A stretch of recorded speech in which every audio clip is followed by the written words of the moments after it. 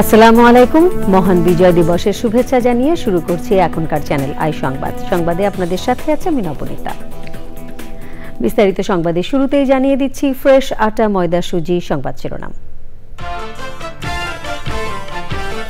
2025-এর শেষ থেকে 26-এর প্রথমার্ধের মধ্যে নির্বাচন হতে পারে বললেন প্রধান উপদেষ্টা। জাতীয় ঐক্যমত্য গঠনে কমিশন করার ঘোষণা। শ্রদ্ধা, ভালোবাসা ও উৎসাহ উদ্দীপনায় মহান বিজয় দিবস উদযাপন করছে জাতি। জাতীয় স্মৃতিসৌধে রাষ্ট্রপতি ও প্রধান উপদেষ্টার শ্রদ্ধা। নতুন প্রজন্মের জন্য বীর মুক্তিযোদ্ধাদের সমৃদ্ধ বাংলাদেশ বিনির্মাণের অঙ্গীকার। বিশ্বমঞ্চে দেশের ভাবমূর্তি সমুন্নত করতে গুরুত্বারোপ। বিজয় দিবসে রাজধানীতে সবার আগে বাংলাদেশ এর আয়োজনে সার্বজনীন কনসার্ট। বিদেশি সংস্কৃতির আগ্রাসন রোধের প্রত্যয়। মত পথের ভিন্নতা ভুলে দেশের উন্নয়নে সবাইকে ঐক্যবদ্ধ থাকতে বীর মুক্তিযোদ্ধাদের আহ্বান। চ্যানেল আয়ে স্মরণে বরণে বিজয় দিবস। এবং বিজয় দিবসে বাংলাদেশ ক্রিকেট দলের জয়। দুবারের বিশ্ব চ্যাম্পিয়ন ওয়েস্ট ইন্ডিজকে হারিয়ে টি-20 সিরিজে 1-0-তে টাইগারদের লিড।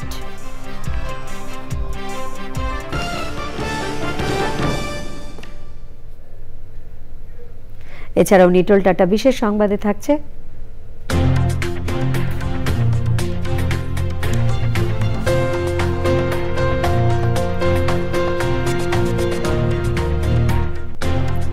বিমান বাহিনীর 15 জন মাস্টার ওয়ারেন্ট অফিসারকে অনারারি ফ্লাইং অফিসার পদে কমিশন প্রদানের খবর।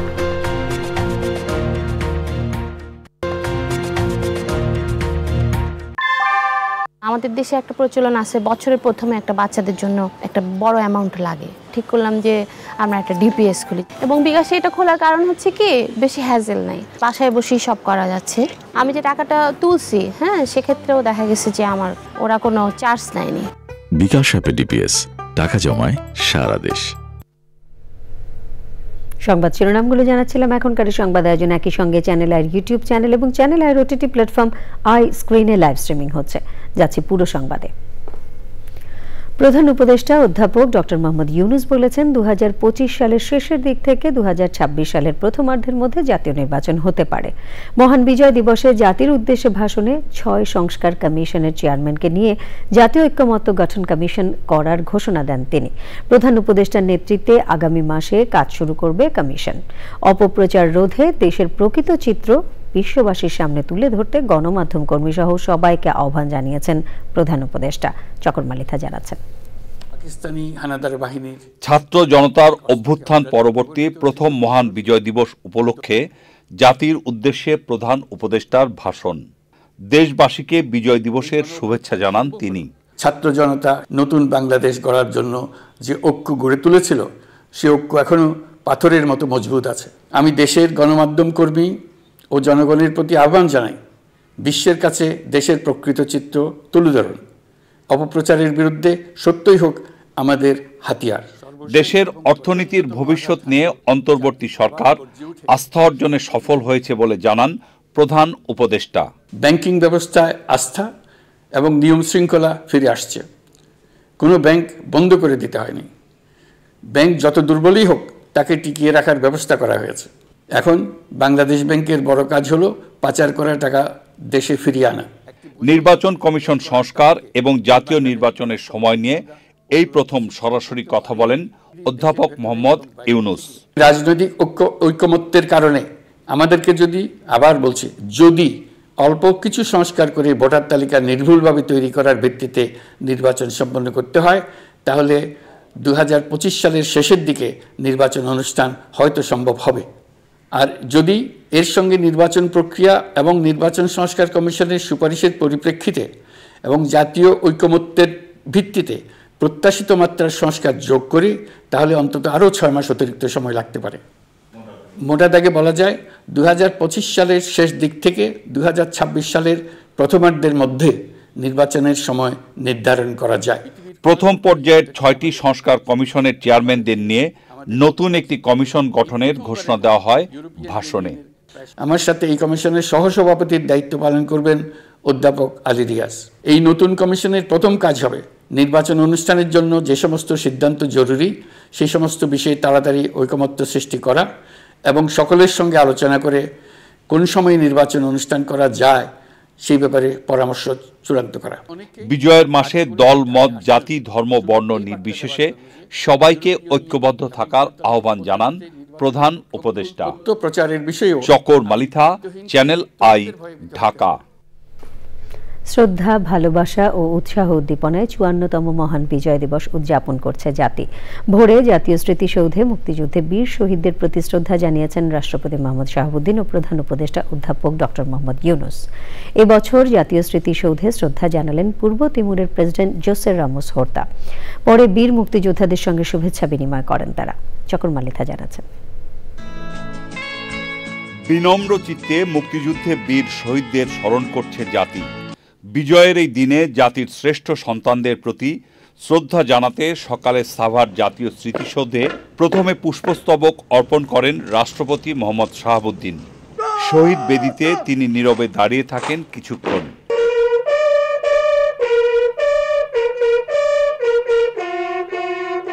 পরে রাষ্ট্রপতি, উপদেষ্টা পরিষদ এবং বীর মুক্তিযোদ্ধা ও শহীদ পরিবারের সদস্যদের সাথে শুভেচ্ছা বিনিময় করেন। পরিদর্শন বইয়ে স্বাক্ষর করেন রাষ্ট্রপতি। পূর্ব তিমুরের প্রেসিডেন্ট জোসে রামোস হোর্তাকে সাথে নিয়ে জাতীয় স্মৃতিসৌধে শ্রদ্ধা নিবেদন করেন প্রধান উপদেষ্টা অধ্যাপক মোহাম্মদ ইউনুস।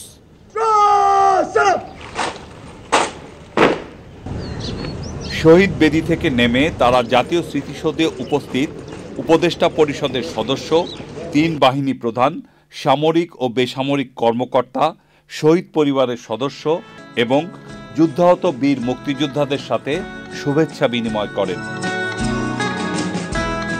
পরিদর্শন বইয়ে স্বাক্ষর করেন পূর্ব তিমুরের প্রেসিডেন্ট জোসে রামোস হোর্তা এবং অন্তর্বর্তী সরকারের প্রধান উপদেষ্টা অধ্যাপক মোহাম্মদ ইউনুস। প্রধান উপদেষ্টাকে সাথে নিয়ে সাভার জাতীয় স্মৃতিসৌধ এলাকায় উদয়পদ্ম গাছের চারা রোপণ করেন পূর্ব তিমুরের president. Chakor Malitha, channel i, Savar, Dhaka. মহান বিজয় দিবসে সাভারে জাতীয় স্মৃতিসৌধে জাতির শ্রেষ্ঠ সন্তানদের প্রতি শ্রদ্ধা জানিয়েছে বিএনপি। দলের নেতারা বলেছেন, নির্বাচন কবে হবে সেই সিদ্ধান্ত নেবে জনগণ। দেশে গণতান্ত্রিক অবস্থা ফিরে আসলে স্বস্তি ফিরে আসবে বলেও মনে করেন তারা। নাজিব বেগ জানাচ্ছেন। ৫৩ বছর আগের এই দিনে ভোরের সূর্য জানান দেয় পরাধীনতার শৃঙ্খল মুক্তির। যাদের আত্মত্যাগে এই স্বাধীন সার্বভৌম বাংলাদেশ, তাদের শ্রদ্ধা জানায় সামাজিক, রাজনৈতিক ও সাংস্কৃতিক সংগঠন।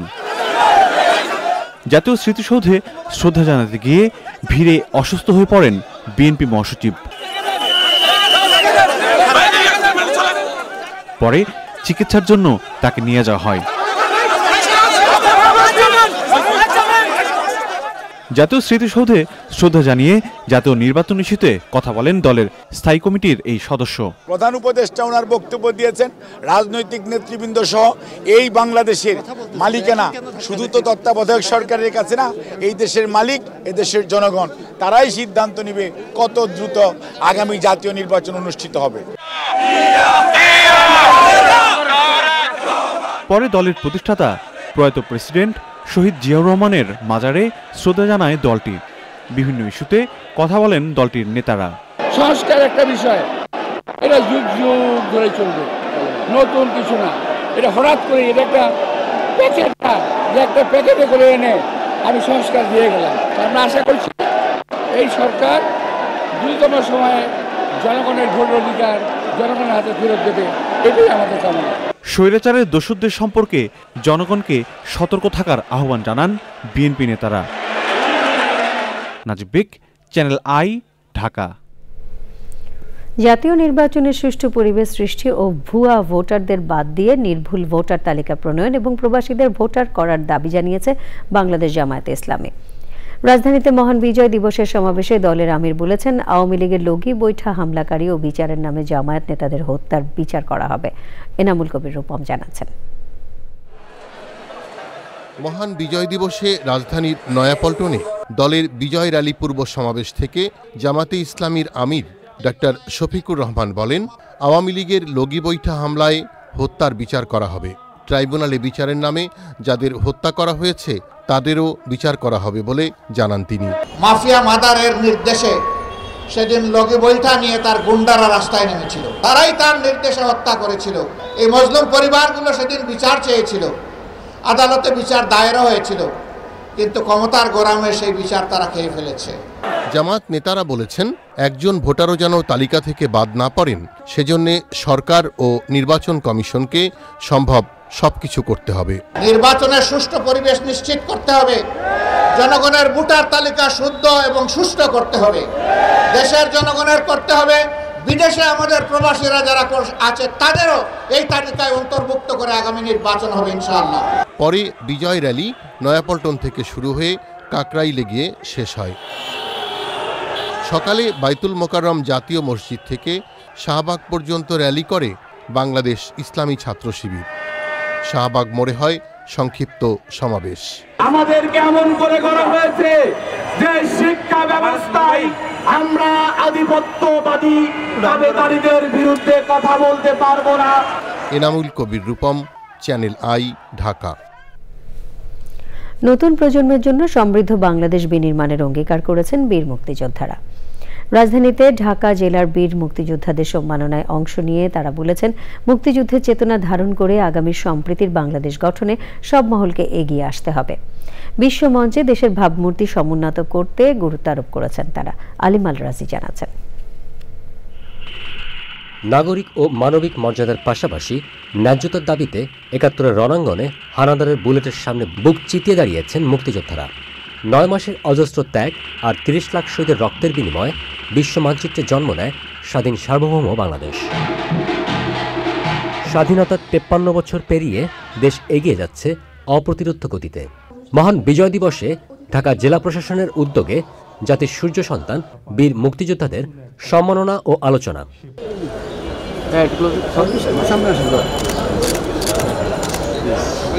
অনুষ্ঠানে বক্তারা ৭১-এর স্মৃতিচারণের পাশাপাশি সাম্য, সামাজিক ন্যায় বিচার ও মানবিক মর্যাদার বাংলাদেশ বিনির্মাণে জোর দেন। বীর মুক্তিযোদ্ধাগণ ওনারা তাদের জীবন ও রক্ত দিয়ে আমাদেরকে দেখিয়ে দিয়েছেন, আমাদের দেশকে স্বাধীন করেছেন। আর ২০২৪ সালের আমাদের যুব সমাজ, তরুণ প্রজন্ম আমাদেরকে নতুন আরেকটা দেশ উপহার দিয়েছেন। যে সমস্ত আমাদের সম্মানিত শ্রদ্ধেয় মুক্তিযোদ্ধারা আছেন, আপনারা আবার একত্রিত হন, আপনারা আবার একসাথে হয়ে স্লোগান তোলেন। যখন ভুয়া তালিকা তৈরি করে যে মুক্তিযুদ্ধ করে নাই তার নাম আপনার পাশে এসে স্থান নিয়েছে, তখন আপনাদেরকে অপমানিত করা হয়েছে। অন্যায় যখন মাত্রা ছাড়িয়ে যায় তখন ন্যায়ের সাথে তার সংঘর্ষ হয়। এরকমই সংঘর্ষের নাম মুক্তিযুদ্ধ, এরকমের সংঘর্ষের নাম ৯০-এর গণঅভ্যুত্থান, এরকমই সংঘর্ষের নাম হচ্ছে জুলাইয়ের গণঅভ্যুত্থান।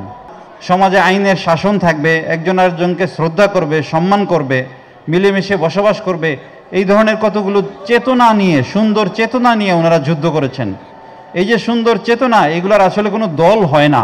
এমন আয়োজনে সাধুবাদ জানিয়ে বীর মুক্তিযোদ্ধারা বলেছেন, দেশ গঠনে নিজ সামর্থ্য অনুযায়ী সবার আত্মনিয়োগের বিকল্প নেই।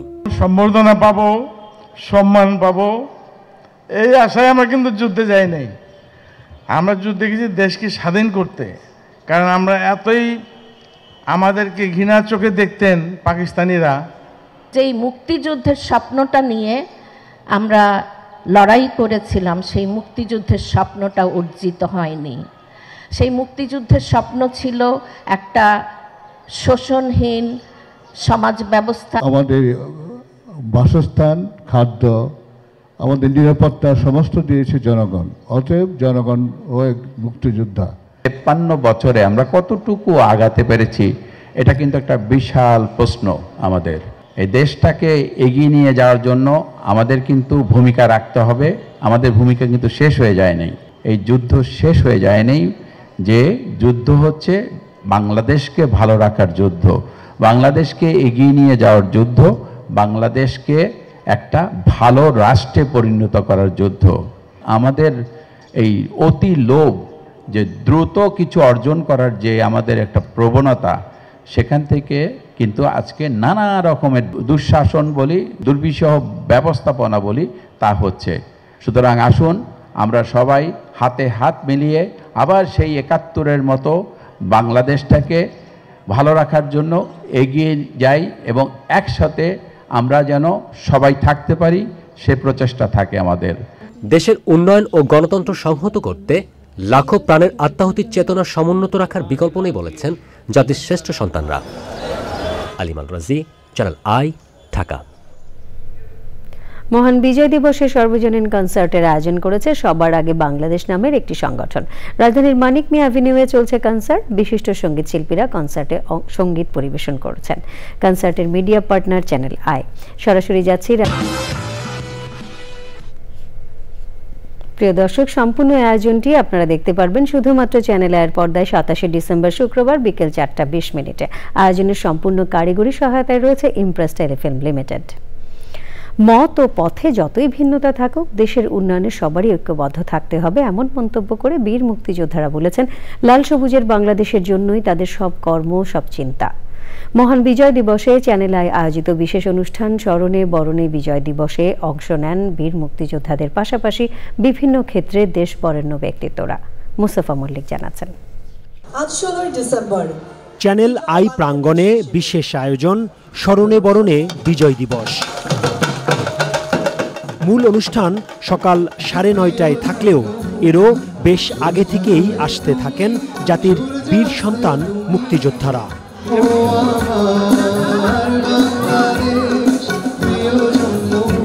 পুরো আয়োজনই সূর্য সন্তানদের নিয়ে। বিজয়ের এই দিনে সম্মানিত করা হয় তাদের। আই চ্যানেল বিশেষ করে মুকেশ ভাই যেন আমাদের অসহায় কিছু মুক্তিযোদ্ধাদের আর্থিক সহায়তা করেন এবং তার নিজে সম্মানিত হন এবং আমাদের সম্মানিত করেন। খুবই খুশি হয়েছে এই অনুষ্ঠানে আসতে পারে, নিজেকে ধন্য মনে করতেছে। সুন্দর আনন্দ লাগছে, ভালো লাগছে। আমাদের যে সম্বর্ধনা অনুষ্ঠানে এখানে আসতে পারতেছি, এই জন্য আমি নিজেকে গর্বিত মনে করতেছি। আমি অভিশাপ দিচ্ছি। আয়োজকরা বলছেন, মুক্তিযোদ্ধাদের সম্মান জানাতে পেরেই তারা হয়েছেন সম্মানিত। 71-এ আমাদের সবই ছিল, তাই পেরেছিলাম আমরা দেশটাকে স্বাধীন করতে। 71-এর পরে আজ 2024-এ আমাদের প্রত্যয়, এই প্রজন্ম আমাদের সেই দিনকার বাংলাদেশকে, সেই মানচিত্র পতাকাকে বয়ে নিয়ে যাবে। আয়োজন নিয়ে বিস্তারিত তুলে ধরেন প্রকৃতি ও জীবন ফাউন্ডেশনের চেয়ারম্যান মুক্তিযোদ্ধা মুকিত মজুমদার বাবু। 71-এর স্বাধীনতা যদি না হতো তাহলে কিন্তু আজকে আমরা এই বাংলাদেশে কিছুই করতে পারতাম না। লক্ষ লক্ষ মানুষ কিন্তু সেই সময় আত্মাহুতি দিয়েছে এই বাংলাদেশে জন্য, এবং তাদের আত্মার শান্তির জন্য আমাদের কিন্তু আমাদের যার যা ক্ষমতা আছে তার সাথে মমতা মিশিয়েই কিন্তু আমাদের এগিয়ে আসতে হবে এবং আমাদের এই দেশটাকে ভালো রাখতে হবে। আমরা 5ই আগস্টের যে পরিবর্তন দেখেছি, সেই পরিবর্তনের পর এখন আমরা নিশ্চয়ই আশা করব যে বাংলাদেশটা আরো সুদৃঢ়ভাবে এগিয়ে যাবে। মুক্তিযুদ্ধের চিত্রে বাংলাদেশকে তুলে ধরেন বিশিষ্টজনরা। বিজয়ের দিনটিকে বাঁচিয়ে রাখার জন্য, জিয়ে রাখার জন্য, এগিয়ে নিয়ে যাওয়ার জন্য আমরা শিল্পীরা আমরা আমাদের ভাষায় সবসময় কথা বলে থাকি। আমাদের বিজয়ের উদ্দেশ্য ছিল মুক্তি, মানুষের মুক্তি, বৈষম্য থেকে মুক্তি। সেই মুক্তির এক নতুন সময়ে আমরা এখন অবস্থান করছি। প্রথমে শহীদদেরকে স্মরণ করছি, এখন আমরা যে পরিবেশে আছি 24 জুলাই এবং আগস্টের যে আত্মদান, তার মধ্য দিয়ে যে বৈষম্যহীন আমরা একটা সমাজ পাচ্ছি, সেই সমাজটা যাতে টেকসই থাকে। এখন যেসব মুক্তিযোদ্ধারা বেঁচে আছেন, আমি মনে করি তাদের জন্য আমাদের সব কিছু করা উচিত। কারণ যারা মুক্তিযুদ্ধে অংশ নিয়েছিলেন তাদের কিন্তু সবার বয়স বেড়ে যাচ্ছে। এই বয়স বাড়ার সাথে সাথে তারা যারা মানে ওরকম সামর্থ্য নেই, তারা বিভিন্ন রকমের কষ্টের মধ্যে আছে। তা আমি আজকের দিনে আশা করবো যে আমরা সবাই এই মুক্তিযোদ্ধা যারা আছে তাদের যেন সবাই সাহায্য করি।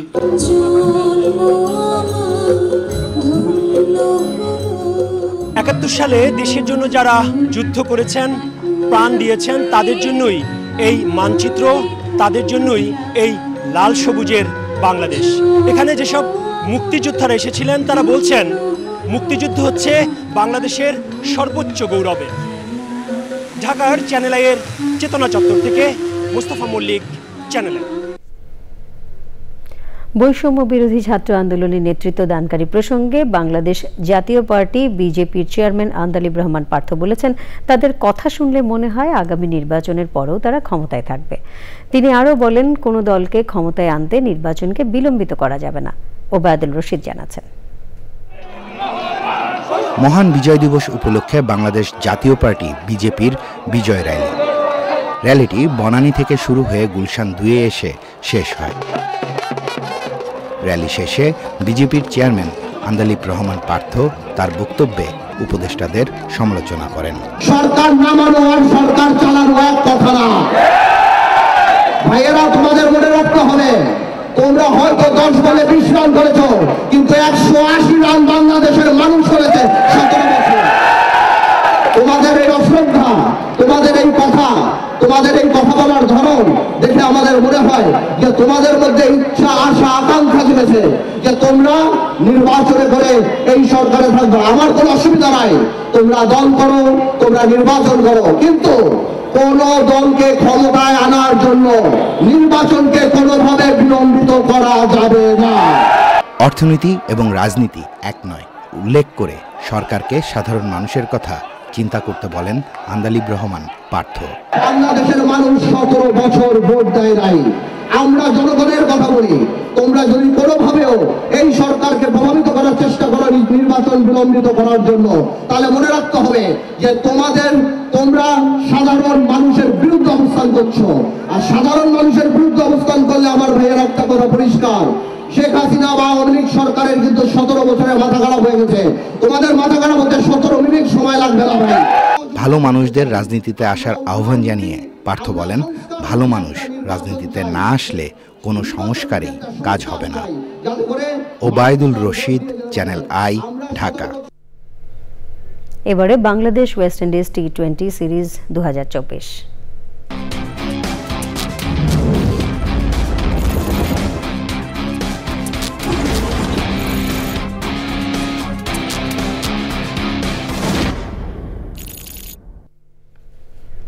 বিজয় দিবসে জয় উপহার দিল বাংলাদেশ। প্রথম টি20তে স্বাগতিক ওয়েস্ট ইন্ডিজকে 7 রানে হারিয়ে সিরিজে 1-0 ব্যবধানে এগিয়ে গেল বাংলাদেশ। কিছু করতে বাংলাদেশি শিক্ষার্থীদের আহ্বান জানান। নাসা স্পেস অ্যাপ চ্যালেঞ্জে অংশগ্রহণকারী বাংলাদেশি শিক্ষার্থীদের প্রশ্নের উত্তর দিতে গিয়ে আকাবা তার মহাকাশ ভ্রমণের গল্প শোনান। কথা বলেন মহাকাশ বিজ্ঞান, রোবোটিক্স এবং বিজ্ঞান, প্রযুক্তি ও গণিত নিয়ে।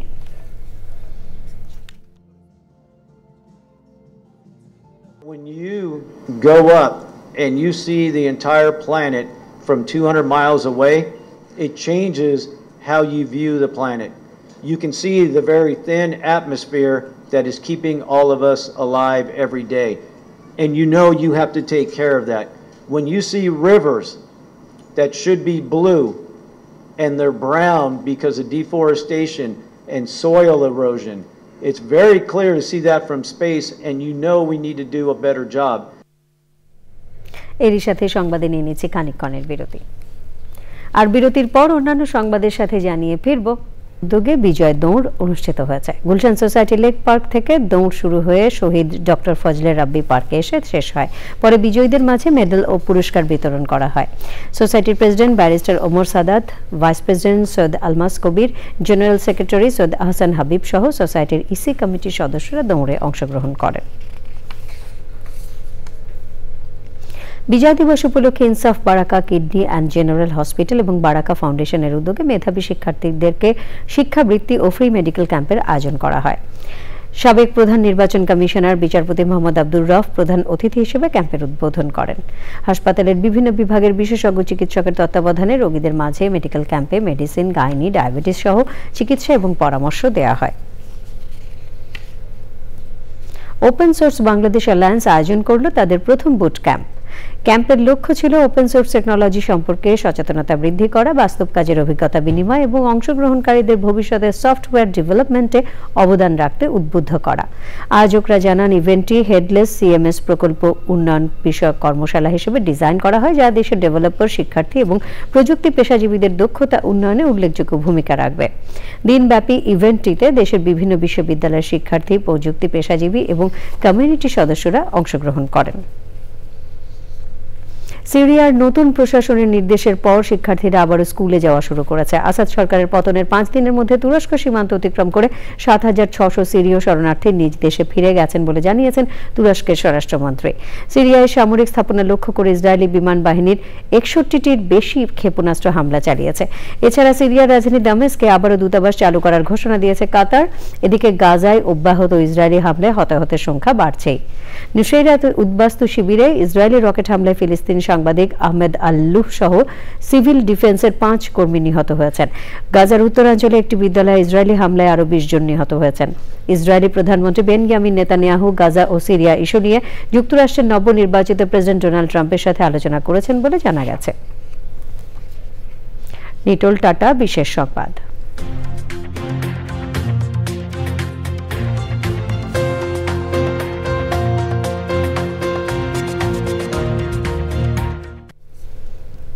পেশাদারিত্ব, নিষ্ঠা ও আনুগত্যের সাথে জাতীয় পর্যায়ে এবং নিজ নিজ ক্ষেত্রে বিশেষ অবদান রাখার স্বীকৃতি হিসেবে মহান বিজয় দিবসে বিমান বাহিনীর 15 জন মাস্টার ওয়ারেন্ট অফিসার পদবীর জেসিওকে সম্মানসূচক অনারারি ফ্লাইং অফিসার পদবিতে কমিশন প্রদান করা হয়েছে। অনারারি কমিশন প্রাপ্তদের ফ্লাইং অফিসার পদবীর র্যাঙ্ক ব্যাজ পরিয়ে দেন বিমান বাহিনী প্রধান air chief marshal Hasan Mahmud Khan. সকালে বাংলাদেশ বিমান বাহিনী সদর দপ্তরে অনারারি কমিশন প্রদান অনুষ্ঠানে তিনি নিজ নিজ দায়িত্ব সঠিকভাবে পালনের মাধ্যমে সমৃদ্ধ বাংলাদেশ বিমান বাহিনী বিনির্মাণে কর্মকর্তাদের আহ্বান জানিয়েছেন। এবার একটিও তদবির আসেনি উল্লেখ করে তদবির আসলে কঠোর ব্যবস্থার হুঁশিয়ারি দিয়েছেন তিনি। বিজয়ের এই গৌরবময় দিনে দেশের আকাশসীমার রক্ষায় অবিচল থাকা বাংলাদেশ বিমান বাহিনীর সকল সদস্যকে জানাচ্ছি শুভেচ্ছা ও অভিনন্দন। মানুষের মধ্যে কিছু কম বেশি ভেদাভেদ থাকবে, কেউ ভালো কেউ মন্দ হবে। Leave it to the judgement of the almighty and of course মানুষের মাধ্যমেই জাজমেন্টের স্বীকৃতি আসে, সো ওইটা ছেড়ে দিতে হবে। অতি অহংকারী বা এটাকে বলে তদবির, এখান থেকে বেরোতে হবে, এটাতে কাজ হবে না। আমি খুব খুশি হয়েছি এবার একটাও তদবির আমার কাছে আসে নাই। তদবির আসলে তার কপাল খারাপ হয়ে যেত। পূবালী ব্যাংক বাণিজ্য সংবাদ।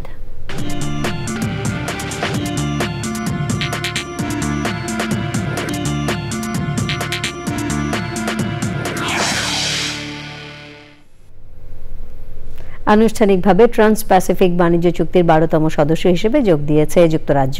ব্রেক্সিটের পর এটি ব্রিটেনের সবচেয়ে বড় বাণিজ্য চুক্তি।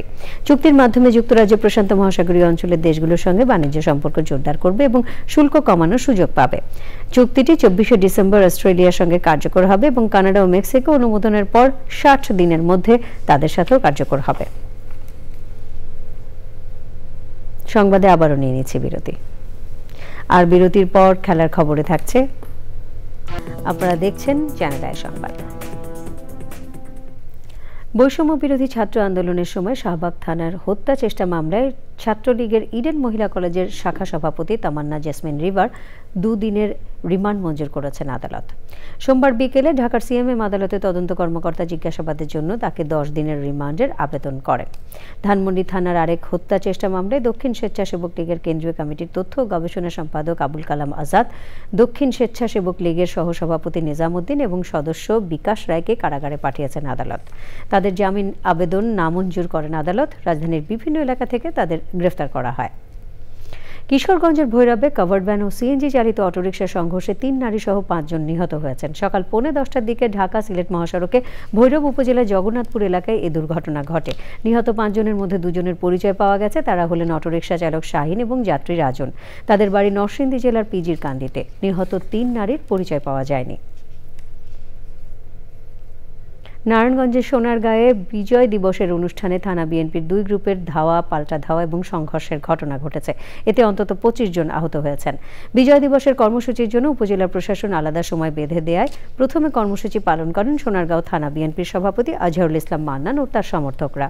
পরে শ্রদ্ধা জানাতে যান সাবেক প্রতিমন্ত্রী ও বিএনপির জাতীয় নির্বাহী কমিটির সদস্য অধ্যাপক রেজাউল করিম ও তার সমর্থকরা। রেজাউল করিম বক্তব্য শেষ করে বের হয়ে যাওয়ার সময় সেখানে মান্নান গ্রুপের নেতাকর্মীদের সঙ্গে তাদের গ্রুপের সংঘর্ষ বাধে। এতে বিজয় দিবসের অনুষ্ঠান পণ্ড হয়ে যায়। আহত হন 2 পক্ষের অন্তত 25 জন। এবার খেলার খবর। নতুন অধিনায়ক লিটন দাসের অফ ফর্ম নিয়ে চিন্তিত ম্যানেজমেন্ট। আসন্ন চ্যাম্পিয়ন্স ট্রফিতে সাকিবকে পাওয়া না গেলেও তামিমকে নিয়ে আসার কথা শুনিয়েছেন বিসিবির প্রধান নির্বাচক। আদিল আহমেদ খান জানাচ্ছেন। উইন্ডিজ সফরে সাদা বলের ক্রিকেটে টাইগারদের প্রথম জয়। ওয়ানডে সিরিজে ভালো পারফর্ম করেও জয় বঞ্চিত টাইগাররা বিজয় দিবস দলের জন্য খুব ভালো হবে, বিকজ টপ অর্ডারে ব্যাটিং করে, সেখানে রান করাটা খুব দরকার। এই জয়ের ধারায় যদি ওরা ঠিকমতো যদি পারফর্ম করতে পারে, ইনশাল্লাহ অবশ্যই সিরিজে ভালো কিছু করতে পারবে। ওভারঅল আমি চাই যে টিম হিসেবে খেলি, টিম হিসেবে পারফর্ম করে বেরিয়ে আসি। টপ অর্ডারের ব্যর্থতার কারণ খুঁজছেন প্রধান নির্বাচক গাজী আশরাফ হোসেন লিপু। ওপরের থেকে আমাদের ব্যাটিংয়ের এই বিপর্যয়টা না হতো, যেটা পাকিস্তান সিরিজ থেকেই শুরু হয়েছে, পর্যায়ক্রমে চলছে কম বেশি, এটা নিয়ে নিশ্চয়ই কোচরাও কাজ করছেন। আসন্ন চ্যাম্পিয়ন্স ট্রফি নিয়েও কথা বলেন তিনি। সাকিব আল হাসানের ইস্যু আপনারা নিজেরাই অবহিত আছেন, এটার ব্যাপারে আমি এই মুহূর্তে সরাসরি পরিষ্কার করে আপনাকে বলতে পারবো না। এবং তামিম ইকবাল খেলা শুরু করেছেন, এটা খুব আশার একটা আলো। দ্রুত আমরা হয়তো অবহিত হয়ে যেতে পারবো যে whether he will be available for Champions Trophy. Test ও ওয়ানডে হাতছাড়া হলেও ক্যারিবীয়দের বিপক্ষে টি-20 সিরিজ জিতবে টাইগাররা, এমন প্রত্যাশা সবার। আদিল আহমেদ শান, চ্যানেল আই, ঢাকা। বিজয় দিবসের আনন্দ বাড়িয়ে দেশের ক্রিকেট ভক্তদের সুসংবাদ দিয়েছে বাংলাদেশের অনূর্ধ্ব-19 নারী ক্রিকেট দল। অনূর্ধ্ব-19 নারী এশিয়া কাপ ওয়ানডে ক্রিকেটে গ্রুপে নিজেদের প্রথম ম্যাচে টিম টাইগ্রেস 28 রানে শ্রীলঙ্কাকে হারিয়ে সুপার 4 রাউন্ডে এক পা বাড়িয়েছে। মালয়েশিয়ার কুয়ালালামপুরে বৃষ্টির কারণে 17 ওভারে নেমে আসা ম্যাচে প্রথমে ব্যাট করে বাংলাদেশ তোলে 9 উইকেটে 122 রান। সাদিয়া আক্তার করেন সর্বোচ্চ স্বাগতিক মালয়েশিয়ার বিপক্ষে বাংলাদেশের গ্রুপের শেষ ম্যাচ। 6 দলের টুর্নামেন্টে 2 গ্রুপের 2টি করে 4 দল খেলবে সুপার 4 রাউন্ডে। সংবাদের শেষ ভাগে আমরা সবশেষে ফ্রেশ আটা, ময়দা, সুজি সংবাদ শিরোনামগুলো জানিয়ে দিচ্ছে আরও একবার। 2025-এর শেষ থেকে 2026-এর প্রথমার্ধের মধ্যে নির্বাচন হতে পারে বললেন প্রধান উপদেষ্টা। জাতীয় ঐক্যমত্য গঠনে কমিশন করার ঘোষণা। শ্রদ্ধা, ভালোবাসা ও উৎসাহ উদ্দীপনায় মহান বিজয় দিবস উদযাপন করছে জাতীয় স্মৃতিসৌধের রাষ্ট্রপতি ও প্রধান উপদেষ্টা শ্রদ্ধা। নতুন প্রজন্মের জন্য বীর মুক্তিযোদ্ধাদের সমৃদ্ধ বাংলাদেশ বিনির্মাণের অঙ্গীকার। বিশ্বমঞ্চে দেশের ভাবমূর্তি সমুন্নত করতে গুরুত্বারোপ। বিজয় দিবসে রাজধানীতে সবার আগে বাংলাদেশ এর আয়োজনে সার্বজনীন কনসার্ট। বিদেশি সংস্কৃতির আগ্রাসন রোধের প্রত্যয়। মত পথের ভিন্নতা ভুলে দেশের উন্নয়নে সবাইকে ঐক্যবদ্ধ থাকতে বীর মুক্তিযোদ্ধাদের আহ্বান। চ্যানেল আয়ে স্মরণে বরণে বিজয় দিবস। এবং বিজয় দিবসে বাংলাদেশ ক্রিকেট দলের জয়। দুবারের বিশ্ব চ্যাম্পিয়ন ওয়েস্ট ইন্ডিজকে হারিয়ে টি-20 সিরিজে 1-0-তে টাইগারদের লিড।